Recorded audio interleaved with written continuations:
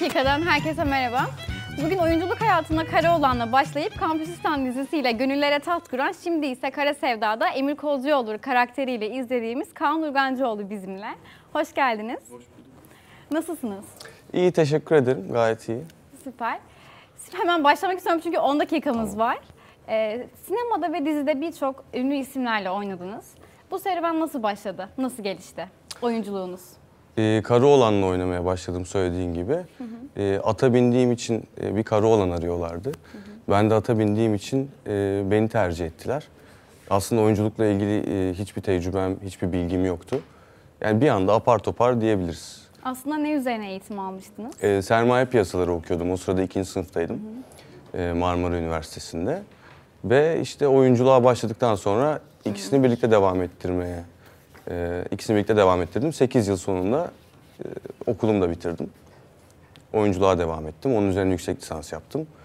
Dediğin gibi birçok... Tesadüfi oldu aslında. Hani ata binmenizle başlayıp evet. Hobinizden oldu. Evet, evet. Şimdi de Ferzan Özpetek'le bir kısa film projeniz var. Evet. Çekimleri bitti diye biliyorum. Bitti. Hatta İtalya'da yayınlandı da. Burada ne zaman göreceğiz, biz onu izleyebilecek miyiz? Her an görebiliriz. Ben de heyecanla bekliyorum. Yani izledim ama burada yayınlanmasını bekliyorum. Nasıl bir film olacak? bekliyorum. Ondan biraz bahseder misiniz? Kısa film derken aslında Adriana Celentano ile Mina'nın yeni albümü için istedikleri 3 yönetmenden, 3 kısa filmden bir tanesi. El Amor isminde bir şarkı için yapılmış bir kısa film. Büşra Develi ile birlikte oynuyoruz. İki ayrılma aşamasında ya da birbirinden kopamayan, birbirine aslında çok aşık çiftin sancılı ilişkisini işliyor film. Kısa film süresi ne kadar? Şarkı kadar, 4 dakika galiba. Süpermiş. Evet. Daha uzun hayal etmiştim. Hayır, söz yok tabii bir klip olduğu için. 4 dakika kadar bir hikaye anlatıyor. Peki şu anda Emir Kozcuoğlu karakteriyle ilgili biraz konuşmak istiyorum. Hani Emir Kozcuoğlu karakteri zor, işte kötü birisi. Sizin onunla bağdaştırdığınız veya ayrı düştüğünüz noktalar neler? Çok zor buna cevap vermesi. Yani çünkü kendini de öyle karşına alıp genelde analiz etmiyorsun. Oynadığın karakteri de eleştirmemeye çalışıyorsun. Sevecek bir tarafını arıyorsun.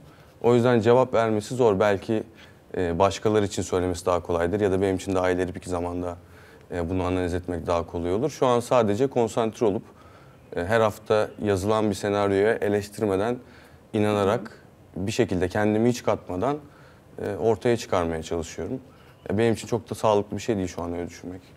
Ama sizin sanırım bu istediğiniz bir roldü, bu tarzda birini oynamak. Güçlü olması ve dominant olması benim açımdan daha önce diledim mi bunu hatırlamıyorum. Bir yerde söylediysem öyledir. Öyleymiş, ama evet. Keyifli kısmı diyebilirim. Peki Türk sinemasını nasıl buluyorsunuz? Sizce gişe kaygısı çok mu ön planda? Biraz daha düşündürücü filmlerin olmasına ihtiyaç var mı? Ya, Türk sinemasında şu anki temel sıkıntı bir dağıtımcı hegemonyası olması. O yüzden gerçekten düşünen ve kendini aktarmak isteyen filmler sinemalarda yer bulamıyor. Diğer taraftan dağıtımcılar da bir anda hemen tüketilecek, hemen insanları sinemaya koşturacak filmler yapmaya çalışıyorlar. Ama bununla birlikte de aslında çok iyi sinemacıların olduğu bir dönemdeyiz. Çok iyi filmlerin çıktığı bir dönemdeyiz. O anlamda yani hem iyi filmler var ama bir yandan da onların da sinemada kendine yer bulması zor. Birazcık paradoksal bir durum içerisindeyiz. Doğru. Peki tiyatro için sizin tiyatro projeleriniz var mı? Setten zaman bulabiliyor musunuz veya? Şu an için zor. Bir kere öyle bir şansım oldu. Bir tiyatro oyununda oynama şansım oldu. Çetin Sarıkartal'ın yönettiği Ara diye bir isimli bir oyunda oynadım. Tiyatro çok disiplin gerektiren bir iş ve başka da bir disiplin aslında benim şu an yaptığım işten. Bir zaman, bir ara ona zaman bulmak istiyorum ama şu an çok zor. Dizi ve tiyatro aynı anda olmuyor yani diyorsunuz. Şu an benim çalıştığım tempoda zor. Set nasıl gidiyor peki? Set keyifli. 2. sezon olduğu için artık birçok şey yerine oturmuş durumda. Herkes birbirini tanıyor. Senaryo anlamında da, karakterler, çalışma koşulları anlamında da. İş hızlanmış durumda. Daha geçen seneye göre çok daha rahat bir şekilde ilerliyor. Arada keyfini sürebiliyoruz. Geçen sene çünkü bayağı zor bir sezon geçti. Dizi sürelerinin uzunluğu sizi nasıl etkiliyor?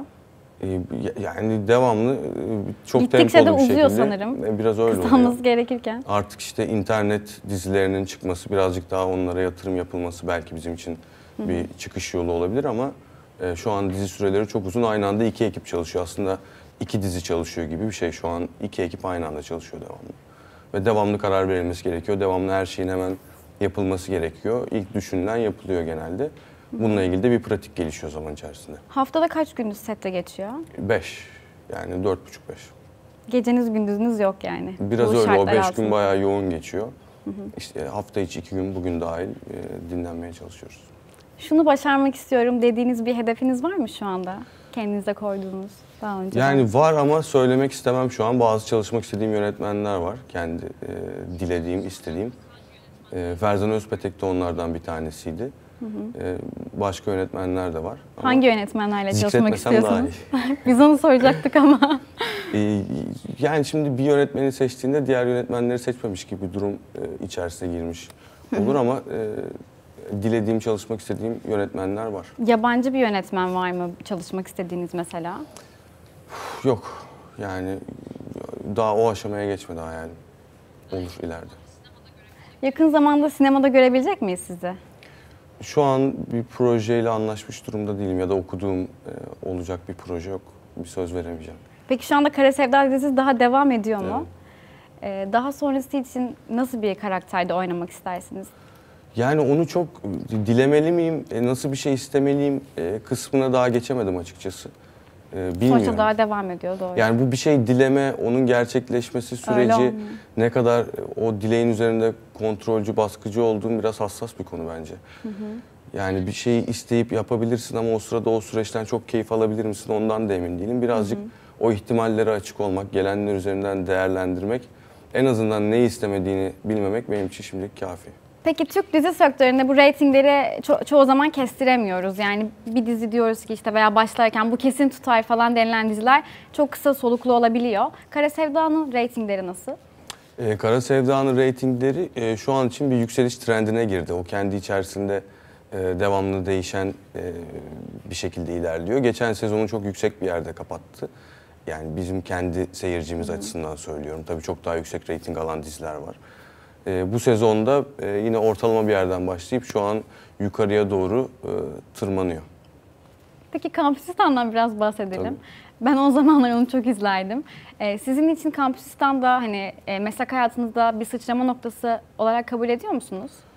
Tabii şimdi Kampüsistan benim en uzun süren dizilerimden bir tanesiydi. O zaman içinde ikinci diziydi ve çok izleniliyordu. Tabii kesinlikle Kampüsistan'ın iyi olması benim bu sektörde, bu kariyerde kalmamı çok etkiledi. %100 etkiledi. Yoksa başka bir şeye de yönelebilirdim belki. Kampüsistan çok keyifli bir ekibin işiydi. Aynı zamanda çoğumuz üniversite okumaya devam ediyorduk. O yüzden bir gerçekçiliği de vardı. Biraz o zaman oyunculukla ilgili çok fikrim olmasa da en azından gerçekten bir öğrenci oynuyordum ve öğrenciydim. Çok keyifli bir zamandı. Şimdi tabii dediğin gibi dizilerin süreleri uzadı. Evet. Şartlar değişti. Ama de, bende de yeri ayrı Kampüsistan'ın. Amerika'da da oyunculuk eğitimi aldınız. Bunun oyunculuğunuza büyük katkısı olduğunu düşünüyor musunuz? Oradaki çok uzun bir süre Nasıl değil. bir eğitimdi veya bu? Bir 6 ay değişik workshoplar aldım. Bu aslında oyunculuğuma çok büyük katkısı olduğunu düşünmüyorum ama benim hayatımda bir yere oturduğunu düşündüğüm bir süreydi. Çünkü yurt dışında yalnız kaldığım, kendimi en çok tanıdığım dönem olduğunu düşünüyorum. O bakımdan önemliydi ama oyunculuktaki mihenk taşı yüksek lisans yaptığım Kadir Has'ta Çetin Sarıkartal'la tanışmam. Daha sonra Sayım Güvelioğlu'yla çalışmaya devam ettiğim süreç benim için oyunculukta beni ileri atan şey diyebilirim. Siz şu anda oyuncu olacaklara ne önerirsiniz? Ne yapmalarını? Eğitimle mi devam etmelerini yoksa hani biraz daha pişmek mi denir? Gerçi eğitim olmadan pişilir mi bilmiyorum. Alaylılık mı denir? Siz daha iyi Yani çok zor, bir tavsiyede bulunması çok zor. Herkes bir şekilde kendi yolunu belirliyor. Şans faktörünün de önemli olduğu bir sektör. Bir yandan çok en doğruyu yapıyorum şeklinde pırıltısını da kaybetmemesi gerekiyor insanın. O küçük yırtıklığının da kalabilmesi gerekiyor. Ben bunu seçtim, bunu yapıyorum şeklinde kendi arkasında durabileceği bir yerde olması gerekiyor. En büyük tavsiyem gerçekten sevdiklerinden emin olsunlar çünkü gözüktüğü kadar eğlenceli değil. Değil. Biz hep eğlenceli taraflarını Evet. görüyoruz büyük ihtimalle. Arka tarafın zorluğu, şartları, özellikle şu anda sizin dediğiniz 5 gününüzün sette geçmesi gerçekten zor. Peki artık 10 dakikanın sonuna geldik. Çok teşekkür ediyorum Ben teşekkür geldiğiniz ediyorum. için. 10 dakikanın sonuna geldik. Haftaya tekrar görüşmek üzere. Hoşça kalın.